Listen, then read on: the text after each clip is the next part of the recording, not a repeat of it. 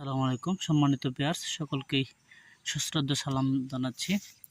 আজকে আমি দেখাবো বিউটিফুল জাতের একটি টমেটো গাছ, পাকা টমেটো আমরা দেখতে পাচ্ছেন। প্রত্যেকটি গাছে কেমন টমেটো পেকে আছে, প্রত্যেকটি গাছেই অসাধারণ।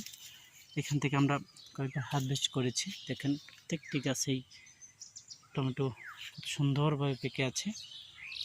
এখান থেকে এর আগে দুইবার হারভেস্ট করার পরেও এরকম মাশাআল্লাহ প্রত্যেকটি গাছেই টমেটো ধরেছে। দেখতেই পাচ্ছেন কত সুন্দর ভাবে পেকে আছে।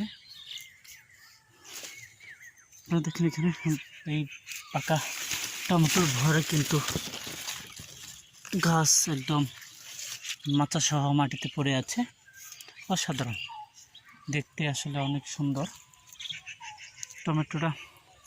বিউটিফুল জাতের টমেটোর একটা বৈশিষ্ট্য রয়েছে, এটা কিন্তু প্রচুর মিষ্টি, খেতে অনেক সুস্বাদু টেস্টি।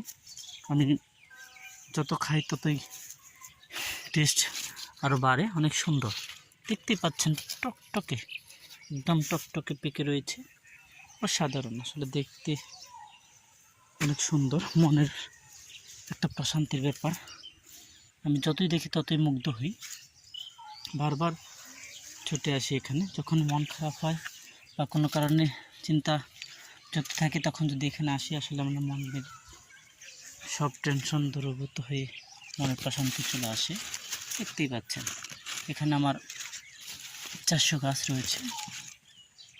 এখানে দেখতেই পাচ্ছেন আপনারা, এভাবে প্রত্যেকটি গাছেই সেই দূর পর্যন্ত এভাবে।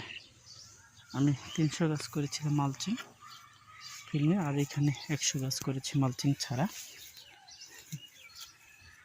আগাম করার চেষ্টা করেছিলাম কিন্তু করতে পারিনি। রেড ভ্যারাইটি হলে দাম যদিও সস্তা, দেখতেই পাচ্ছেন। সুপ্রিয় সুধী, আসলে যদি এই গাছের বিউটিফুল জাতের টমেটো আপনার চাষ করেন, অবশ্যই সফল এবং